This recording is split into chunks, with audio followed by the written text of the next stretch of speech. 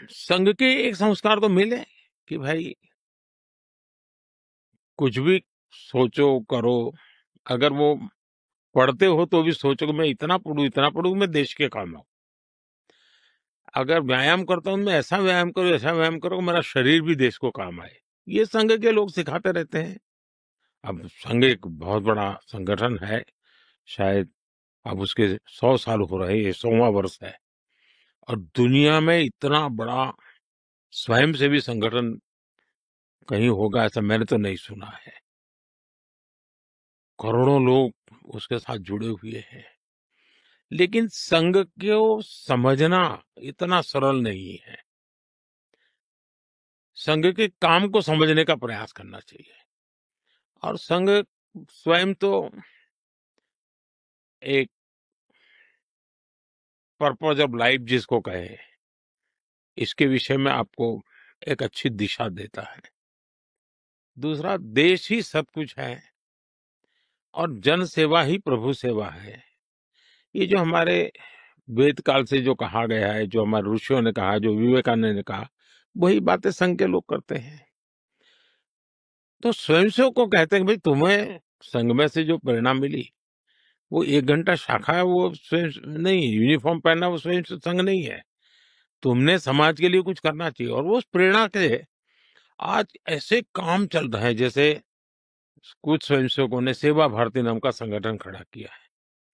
ये सेवा भारती जो गरीब बस्तियां होती है, झुग्गी झोपड़ी में गरीब लोग रहते हैं, जिसको वो सेवा बस्ती कहते हैं, मेरी मोटी मोटी जानकारी है करीब 1.25 लाख सेवा प्रकल्प चलाते हैं वो। और किसी सरकार की मदद के बिना समाज की मदद से वहां जाना, समय देना, बच्चों को पढ़ाना, उनके हेल्थ की चिंता करना, ऐसे ऐसे काम करते हैं। संस्कार उनके अंदर लाना, उस इलाके में स्वच्छता का काम करना, यानी बिल्कुल 1.25 लाख एक छोटा नंबर नहीं है।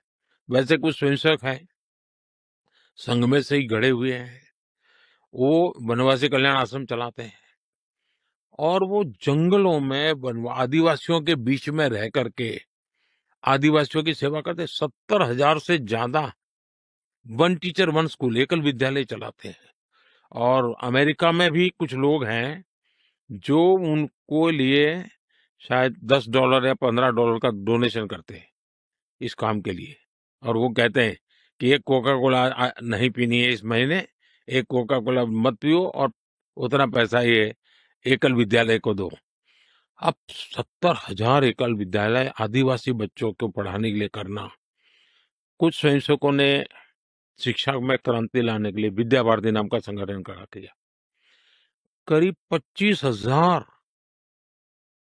स्कूल चलते हैं उनके देश में और 30 लाख से छात्रा एट अ टाइम होते हैं। और मैं मानता हूं तक करोड़ों विद्यार्थियों को और बहुत ही कम दाम में पढ़ाई हो और संस्कार को भी प्राथमिकता हो, जमीन से जुड़े हुए लोग हो, कुछ न कुछ हुनर सीखे, समाज पर बोझ न बने।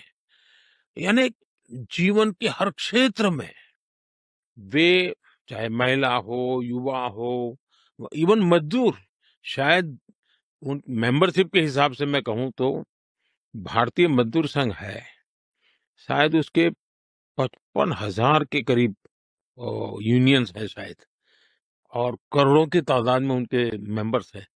शायद दुनिया में इतना बड़ा लेबर यूनियन कुछ नहीं होगा। और सिखा कैसा जाता है, लेफ्टिस्ट लोगों ने मजदूरों की मूवमेंटों को बड़ा बल दिया। लेबर मूवमेंट जो लगे हैं उनका नारा क्या होता है, workers of the world unite, दुनिया के मजदूरों एक हो जाओ फिर देख लेंगे, ये भाव होता है। ये मजदूर संघ वाले क्या कहते हैं, जो आरएसएस की शाखा से निकले हुए स्वयंसेवक मजदूर संघ चलाते हैं, वो कहते हैं वर्कर्स यूनाइट द वर्ल्ड। वो कहते हैं workers of the world unite, ये कहते हैं workers unite the world. Unite the world. ये कितना बड़ा वाक्य, दो शब्दों में इधर उधर है लेकिन कितना बड़ा वैचारिक बदलाव है। ये संघ की शाखा से निकले हुए लोग अपनी रुचि, प्रकृति, प्रवृत्ति के अनुसार जब काम करते हैं, तो इस प्रकार के गतिविधियों को बल देते हैं।